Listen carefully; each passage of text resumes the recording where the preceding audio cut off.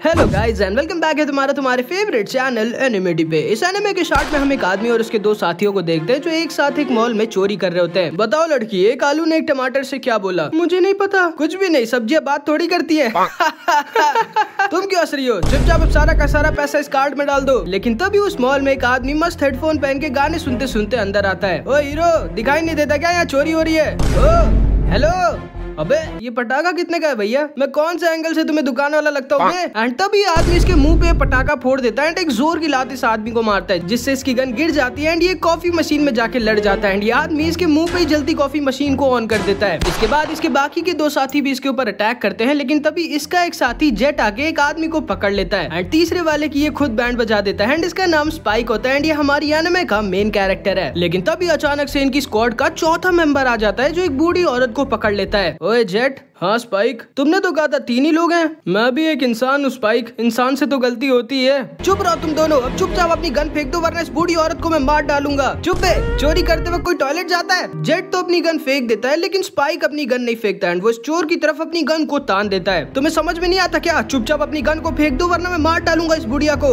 Sorry दोस्त, तुम्हें शायद लग रहा है मैं कोई अच्छा आदमी हूँ, मुझे फर्क नहीं पड़ता कि तुम इस बूढ़ी औरत के साथ क्या करते हो। और वैसे भी दादी जी आप बहुत बूढ़ी हो गई हैं, अब थोड़ा सा आराम करिए। बड़ा बदतमीज लड़का है ये। तभी इस आदमी का ध्यान भटक जाता है एंड स्पाइक इस आदमी की गन पे गोली मार देता है एंड ये आदमी वहीं पर बेहोश हो जाता है एंड स्पाइक इस बूढ़ी औरत को बचा लेता है। आखिर कौन हो तुम बदतमीज लड़के? मैं एक बाउंटी हंटर हूँ मैम। एंड असल में स्पाइक और इसका दोस्त जेट बाउंटी हंटर्स होते हैं जो बुरे लोगों को पकड़ते हैं, जिनको पकड़ने के बदले सरकार इन लोगों को पैसे देती है। स्पाइक, आखिर कब तक हम इन छोटे मोटे चोर उचक्कों को पकड़ेंगे? हमारे पैसे अब खत्म होने वाले हैं। हमें अब किसी बड़े चोर या गुंडे को जल्दी से पकड़ना होगा जिसको पकड़ने से हमें थोड़े ज्यादा पैसे मिले। तुम एकदम सही कह रहे हो जेट, मैं नूडल्स खा खा के पक चुका हूँ। फिर हम इनकी टीम के बाकी के मेंबर्स को देखते हैं। एडवर्ड जो कि एक जीनियस हैकर होती है, फेव जो कि स्पाइक और जेट की तरह एक बाउंटी हंटर होती है एंड आयन इनकी टीम का कुत्ता। एंड फेव और एडवर्ड का इस समय एक मिशन था एक दूसरे हैकर ली को पकड़ने का। फेव, तुम्हारे सामने जो येलो ट्रक है ना, मेरे हिसाब से ली उसमें ही है। ठीक है एडवर्ड, अब ये नहीं बचेगा मुझसे। लेकिन तभी अचानक से ये ट्रक बीच सड़क पे रुक जाती है एंड उसमें से एक आदमी बाहर निकलता है जो कि ली नहीं होता। ये क्या, ये ली नहीं है? एंड तभी अचानक से वो ट्रक पूरा का पूरा फट जाता है एंड फेव इस आदमी को देखती है जिसके हाथ में एक अजीब सा टैटू बना होता है जिसने इस ब्लास्ट को किया होता है एंड अगले ही पल वो गायब हो जाता है। फिर इन सबको न्यूज से पता चलता है कि वो ब्लास्ट कोई नॉर्मल ब्लास्ट नहीं था, उस ट्रक में एक अजीब सा वायरस था जिससे बहुत सारे लोग मारे गए। अरे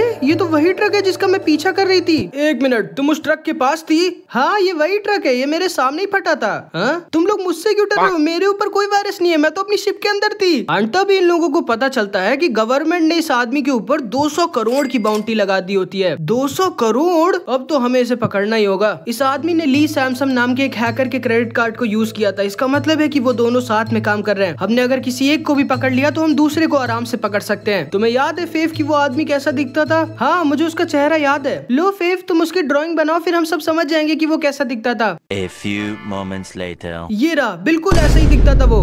ये क्या, इसके चेहरे को पोलियो हुआ है क्या? हाँ, तुम सब के सब भाड़ में जाओ, मैं अकेली जाके उसको पकड़ लूंगी। एंड फिर फेव वहाँ से चली जाती है। ओए स्पाइक, अब तुम कहाँ जा रहे हो? मैं भी इस वायरस के बारे में पता करने चाह रहा हूँ जेट, वैसे भी मैं थक चुका हूँ ये नूडल्स खा खा के। एंड फिर स्पाइक एक ब्लैक मार्केट में जाता है जहाँ पे ऐसे वायरस बेचे और खरीदे जाते हैं, जहाँ पे इसकी मुलाकात रफीम से होती है। हेलो सर, मैंने सुना कि आप एक वायरस खरीदना चाहते हैं, आइए मेरे पीछे। एंड फिर स्पाइक रफीम के पीछे पीछे उसकी दुकान पे जाता है। तो कैसा वायरस चाहिए आपको सर? वो वाला जिससे अभी हाल ही के ट्रक एक्सीडेंट में बहुत सारे लोग मारे गए। एंड रफीम स्पाइक को बस घूरने लगता है। वो तो आपको थोड़ा महंगा पड़ेगा। एंड फिर रफीम स्पाइक को उसकी सीक्रेट दुकान पे लेके जाता है। ये लो मेरे दोस्त। ये क्या, मुझे वास नहीं चाहिए, मुझे वायरस चाहिए। मेरा विश्वास करो दोस्त, ये वही है जो तुम्हें चाहिए। एंड तभी रफीम वहाँ से चला जाता है एंड भीड़ में कहीं पर गायब हो जाता है। इसके बाद सीन शिफ्ट होता है एंड हम ली और हमारी एनिमे के मेन विलन विंसेंट को देखते हैं जिसने वो वायरस अटैक किया था, जिसको एक पुलिस वाला चेकिंग के लिए रोकता है लेकिन विंसेंट इसको वहीं पर खत्म कर देता है। उसके बाद ये दोनों एक बैलून फैक्ट्री में जाते हैं एंड विंसेंट इस आदमी को उस वायरस के ढेर सारे कैप्सूल्स देता है। ठीक है,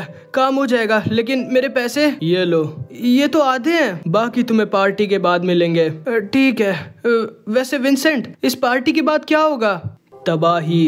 एंड इधर हम एडवर्ड और फेव को देखते हैं। डाटा और उस टैटू के हिसाब से तो ये है वो आदमी, विंसेंट वोलाजू। हाँ, ये तो मार्स आर्मी से था, लेकिन ये क्या, ये तो 2 साल पहले ही मर चुका है। ओ, मुझे कुछ समझ नहीं आ रहा। फेव, ली ने अभी अभी अपना फिर से क्रेडिट कार्ड यूज किया। कहाँ पे? एंड फेव तुरंत ही ली की तरफ भागती है एंड स्पाइक वापस शिप पर उस वेस को लेके आ जाता है। कुछ पता चला क्या एडवर्ड? मेरी डेटा के हिसाब से तो उस आदमी का नाम विंसेंट वोलाजू था जो मार्स आर्मी में था, लेकिन वो 2 साल पहले ही मर चुका है। ओ अच्छा, तुम्हें कुछ पता चला क्या स्पाइक? नहीं, मुझे बस ये वास मिला है। तुम्हें कुछ पता चला क्या? हाँ, मुझे चीरियस मेडिकल नाम की एक कंपनी के बारे में पता चला जिन्होंने अपने उस मिसिंग ट्रक को रिपोर्ट नहीं किया जो विंसेंट के पास था, जो उस दिन फटा था। जरूर से कुछ गड़बड़ है। एंड तभी एडवर्ड उस वेस में घुस जाती है। ये क्या, मुझे कुछ मिला? एंड उस वेस में उस वायरस का एक कैप्सूल था। एंड फिर इधर हम ली को देखते हैं जो मस्त एक गेम खेल रहा होता है, लेकिन तभी फेव उसे आके पीछे से घेर लेती है। अब चलो मेरे साथ ली, अगर तुम मरना नहीं चाहते। इतनी आसानी से नहीं। एंड तभी ली उस गेम मॉल की लाइट्स को हैक कर ब्लास्ट कर देता है एंड वहाँ से भाग जाता है। एंड फेव के हाथ ली की सिर्फ एक टोपी लगती है। फिर हम देखते हैं स्पाइक एक क्लीनिंग ट्रक चोरी करके चीरियस मेडिकल जाता है, जहाँ पे हम एक दूसरी लड़की इलेक्ट्रा को देखते हैं जो चीरियस मेडिकल के हेड से बात कर रही होती है। तो तुम श्योर हो इलेक्ट्रा की उस ब्लास्ट के पीछे विंसेंट ही था? यस सर, हम श्योर हैं। तो इसका मतलब है कि उस एक्सपेरिमेंट में विंसेंट अकेला ऐसा बचा था जो उस वायरस के वैक्सीन को झेल पाया था। एंड असल में 3 साल पहले मार्स की गवर्नमेंट और इस चीरियस मेडिकल ने साथ में मिलकर एक बहुत ही खतरनाक D2 वायरस बनाया था, जिसकी वैक्सीन उन्होंने जबरदस्ती कई सोल्जर्स के ऊपर टेस्ट की थी, लेकिन सारे के सारे सोल्जर्स मारे गए थे सिवाय विंसेंट के, जो अकेला उस वैक्सीन को झेल पाया था और जिंदा बच गया था। उसकी बॉडी ने D2 वायरस के एंटीबॉडीज बना ली थी, लेकिन वो अपनी याददाश्त पूरी तरह से खो चुका है एंड अब बस इस दुनिया को तबाह करना चाहता है, जो कुछ भी इस दुनिया ने उसके साथ किया है उसके बदले। एंड विंसेंट अब खुद D2 वायरस का यूज कर रहा है, जिसका विंसेंट पर कोई असर नहीं होता। एंड स्पाइक भी चुपचाप इनकी सारी बातें सुन रहा होता है, लेकिन तभी बगल से इलेक्ट्रा निकलती है एंड पता नहीं कैसे इलेक्ट्रा स्पाइक को पकड़ लेती है। तुम्हें कैसे पता चला कि मैं क्लीनिंग वाला नहीं हूँ? इस जगह की सफाई अभी सुबह सुबह ही हुई थी। कौन हो तुम? मैं तो तुम्हारा एक आशिक हूँ जाने मन। एंड तो भी स्पाइक नीचे गिरे वाइपर का यूज करता है एंड वहाँ से भागने लगता है। ये सारे सिक्योरिटी वाले भी इसे पकड़ने की कोशिश करते हैं, लेकिन ये किसी तरह वहाँ से भाग जाता है। एंड फिर स्पाइक वापस आ जाता है और इन सारे लोगों को इस D2 वायरस के बारे में बता देता है, जो कि बहुत ही ज्यादा खतरनाक है, जो कुछ ही सेकंड में एक इंसान को खत्म कर देता है। एंड सिर्फ विंसेंट ही एक ऐसा है जिसके ऊपर इस वायरस का कुछ असर नहीं होता। एंड विंसेंट इस वायरस से पूरी दुनिया को खत्म कर सकता है। तो हमें इसे रोकना चाहिए या फिर यहाँ से भागना चाहिए स्पाइक? मैं अभी भागना चाहता हूँ जेट, लेकिन उसे पकड़ने के 200 करोड़ मिल रहे हैं, इसीलिए मैं तो नहीं भाग सकता। और हाँ, एक बहुत ही खूबसूरत लड़की है जिससे मुझे दोबारा मिलने का मन है। जेट, स्पाइक, तुमने एक टोपी देखी क्या जो मैं उस लड़के ली की लेके आई थी? नहीं, मैंने तो नहीं देखी। आगे इधर हम एडवर्ड और आयन को देखते हैं जो ली की टोपी की स्मेल को सूंघते सूंघते ली को ढूंढ लेते हैं। एंड एडवर्ड तुरंत ही फेव को फोन मिला देती है। फेव, मैंने ली को ढूंढ लिया। बहुत अच्छे एडवर्ड, तुम मुझे अपनी लोकेशन भेजो, मैं 1 सेकंड में आ रही हूँ, और तुम कहीं पर जाना मत। Okay okay. एंड एडवर्ड फेव को ली की लोकेशन भेज देती है, लेकिन तभी उसे कुछ बच्चे दिखते हैं जो हैलोवीन मना रहे होते हैं। एंड एडवर्ड और आयन इन बच्चों के पीछे निकल जाते हैं। एंड इधर हम ली और विंसेंट को देखते हैं। सर, मैं सब कुछ चेक कर आ गया हूँ, सब कुछ हमारे प्लान के मुताबिक हो रहा है। अब हमें हमारे इस गेम में कोई नहीं हरा सकता। हमारा गेम नहीं ली, मेरा गेम। एंड तभी विंसेंट एक वायरस के कैप्सूल को अपनी गन से फोड़ देता है। ये तुम क्या कर रहे हो विंसेंट? तुम मेरे साथ ऐसा नहीं कर सकते। एंड तभी D2 वायरस की वजह से ली वहीं पर खत्म हो जाता है। एंड तभी वहाँ पर फेव भी आ जाती है एंड वो भी उस D2 वायरस की वजह से खत्म होने वाली थी, लेकिन तभी विंसेंट इसको पकड़ लेता है एंड पता नहीं क्यों इसको किस कर देता है एंड अपने थोड़े से ब्लड को फेव के अंदर डाल देता है, जिससे अब फेव को इस वायरस से कुछ असर नहीं होगा। एंड फेव वहीं पर बेहोश हो जाती है। इसके बाद विंसेंट वहाँ से जाने लगता है, लेकिन इसको चीरियस मेडिकल वालों ने ढूंढ लिया होता है, जो इसके पीछे लग गए होते हैं। ये चीरियस मेडिकल वाले तुरंत ही इलेक्ट्रा को फोन करके विंसेंट की लोकेशन उसको बता देते हैं। असल में स्पाइक जब इलेक्ट्रा से मिला था तब उसने इलेक्ट्रा की जेब में एक माइक्रोफोन डाल दिया था, जिससे स्पाइक को भी विंसेंट की लोकेशन पता चल जाती है एंड वो भी विंसेंट के पास जाने लगता है। इधर हम इलेक्ट्रा और विंसेंट को देखते हैं जो उस रेलवे स्टेशन में आ जाते हैं जिसमें इस समय विंसेंट है। विंसेंट एक ट्रेन में चढ़ जाता है, इलेक्ट्रा भी उसके पीछे इस ट्रेन में चढ़ जाती है एंड स्पाइक भी किसी तरह इस ट्रेन के अंदर घुस जाता है एंड स्पाइक विंसेंट के ऊपर अपनी गन तान देता है। माफ करना दोस्त, लेकिन तुम्हारे ऊपर 200 करोड़ की बाउंटी है, अब चुपचाप मेरे साथ चलो। लेकिन तभी विंसेंट इसके ऊपर फायरिंग करने लगता है एंड तभी इसकी एक गोली इलेक्ट्रा को लग जाती है। स्पाइक इसके पास पहुंच जाता है, इन दोनों का hand to hand combat start हो जाता है, लेकिन विंसेंट तो एक सोल्जर था, वो स्पाइक को बहुत गंदा मारने लगता है एंड स्पाइक एकदम अधमरा हो जाता है एंड विंसेंट स्पाइक को चलती ट्रेन के बाहर लटका देता है, लेकिन तभी इलेक्ट्रा उसके ऊपर अपनी गन तान देती है। विंसेंट स्पाइक के सीने में गोली मार देता है एंड स्पाइक को चलती ट्रेन से फेंक देता है एंड स्पाइक नीचे के समुद्र में जाकर गिर जाता है। विंसेंट प्लीज मुझे याद करो। एंड तभी विंसेंट D2 वायरस के एक बॉम्ब को फोड़ देता है एंड वहाँ से गायब हो जाता है एंड उस D2 वायरस की वजह से ट्रेन के सारे पैसेंजर्स खत्म हो जाते हैं। लेकिन हैरानी की बात बात ये होती है कि इलेक्ट्रा को भी उस वायरस से कुछ नहीं होता, क्योंकि पता नहीं कैसे इसके ब्लड में भी विंसेंट की तरह D2 वायरस की एंटीबॉडीज थी। फिर इसके बाद हम स्पाइक को देखते हैं जिसको एक आदमी ने बचा लिया होता है। थैंक यू अंकल मुझे बचाने के लिए। तुम्हारे थैंक यू का मैं अचार डालूंगा क्या? चुपचाप मुझे 2 लाख रुपए दो। यार इससे अच्छा तो नहीं बचाते।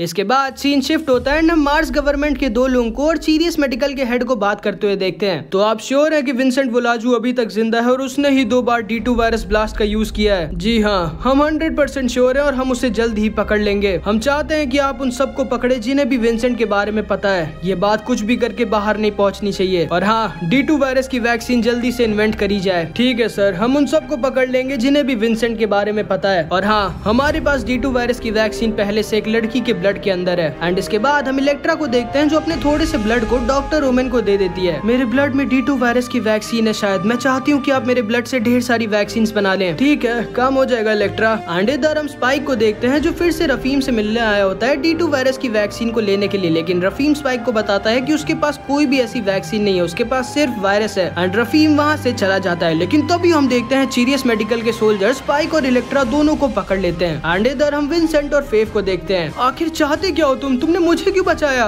पता नहीं, लेकिन अब तुम भी आज मेरे वायरस से जिंदा बच जाओगी जब पूरी दुनिया आज खत्म हो जाएगी। आखिर क्यों ऐसा कर क्यों रहे हो तुम? मेरे पास सिर्फ दर्द और दुख है जो इस दुनिया ने मुझे दिया है, और ये खूबसूरत सी तितलियां जो इस D2 वायरस की वजह से मुझे हर वक्त दिखती रहती हैं। तुम पागल हो? हाँ शायद, लेकिन आज ये पागल इस पूरी दुनिया को तबाह कर देगा। एंड तभी वहाँ पर ये बैलून फैक्ट्री वाला आ जाता है। विंसेंट, मैंने तुम्हारा काम कर दिया है। पुलिस मुझे और तुम्हें पागलों की तरह ढूंढ रही है। अब अगर तुम मेरे जल्दी से बाकी के पैसे दे दो। Thank you Mike. एंड तभी विंसेंट इस आदमी के अंदर अपना चाकू घुसेड़ देता है एंड इस आदमी को वहीं पर खत्म कर देता है। टाइम आ चुका है, मैं जा रहा हूँ उस जगह पर जहाँ पर जन्नत और ये दुनिया मिलती है, और अब हम दोनों कल मिलेंगे जब इस पूरी दुनिया में सिर्फ मैं और तुम जिंदा रह जाएंगे। एंड फिर विंसेंट वहाँ से चला जाता है। एंड इधर हम स्पाइक और इलेक्ट्रा को देखते हैं जो एक जेल में बंद होते हैं। तो अपनी खूबसूरती का कुछ राज बताओ मैडम, तुम्हें डर नहीं लग रहा क्या? शायद आज हमारा आखिरी दिन है। देखो, जिसकी किस्मत में जब मौत लिखी होती है तो वो मरता ही है, उसको कोई नहीं रोक सकता, तो फालतू में चिंता क्यों करना।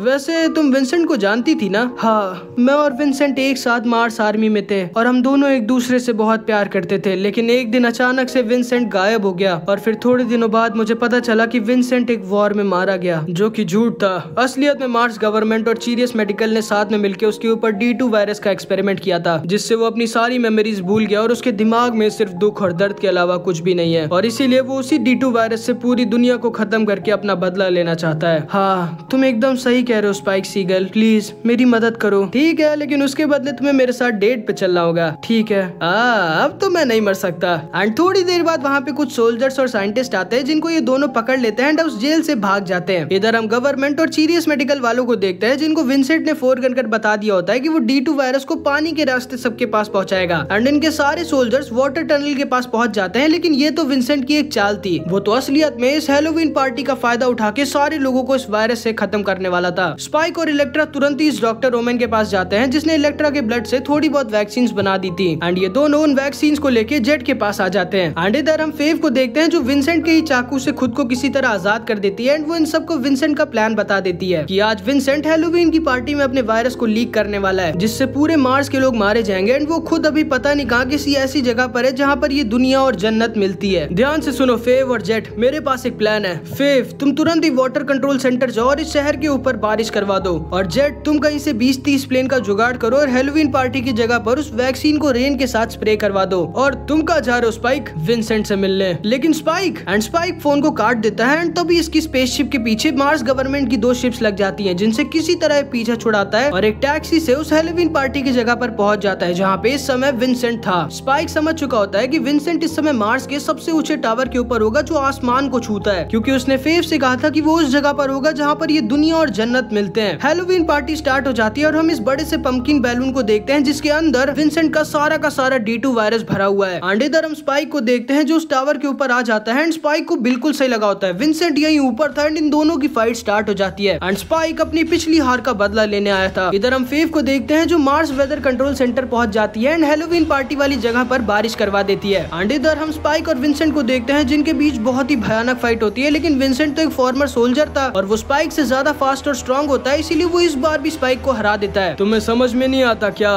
तुम मुझे नहीं रोक सकते। एंड तभी विंसेंट उस हैलोवीन पार्टी पंपकिन बैलून को ब्लास्ट कर देता है, जिससे D2 वायरस उस पूरी एरिया में फैलने लगता है। एंड स्पाइक के ऊपर भी D2 वायरस का असर होने लगता है एंड उसे वही बटरफ्लाइज दिखने लगती हैं जो विंसेंट को हर वक्त दिखती हैं। ये बटरफ्लाइज बहुत खूबसूरत है ना, लेकिन जब ये तुम्हें हर वक्त दिखती रहती है तो तुम्हें इनसे नफरत हो जाती है। एंड स्पाइक वहीं पर गिर जाता है एंड विंसेंट फिर से उसे गोली मारने वाला होता है। इस बार मैं तुम्हें जिंदा नहीं छोड़ूंगा। लेकिन फिर से तभी वहाँ पर इलेक्ट्रा आ जाती है। विंसेंट, मैं तुम्हें ऐसा नहीं करने दूंगी। आखिर इस लड़की के ऊपर मेरे वायरस का असर क्यों नहीं हुआ? ठीक है विंसेंट, मैं तैयार हूँ इस दुनिया को तुम्हारे साथ छोड़ने के लिए। एंड ये दोनों गोली चला देते हैं। इलेक्ट्रा तो विंसेंट को गोली मार देती है, लेकिन विंसेंट इलेक्ट्रा को गोली नहीं मारता। आखिर क्यों?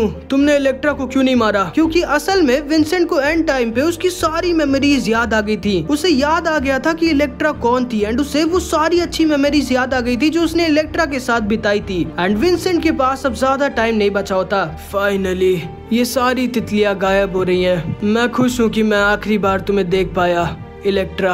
एंड विंसेंट वहीं पर खत्म हो जाता है। एंड जेट और बाकी के प्लेन्स उस पूरे एरिया में वैक्सीन को स्प्रे कर देते हैं, जिससे स्पाइक और सारे लोग उस D2 वायरस से बच जाते हैं। एंड भले ही स्पाइक को 200 करोड़ नहीं मिलते, लेकिन फिर भी वो खुश होता है कि उसने इतने सारे लोगों को बचा लिया। एंड यहाँ पर हमारी एनिमे स्टोरी खत्म हो जाती है। आई होप कि तुमको ये वीडियो अच्छी लगी होगी। पार्ट 15 बहुत जल्दी आने वाला है, तैयार हो जाओ। और अगर तुमको ऐसी हिंदी एनिमे स्टोरीज देखना पसंद है तो हमारे चैनल एनिमेडी को सब्सक्राइब जरूर से कर देना। मिलते हैं अगली वीडियो में, तब तक के लिए अपना ख्याल रखना। Bye bye.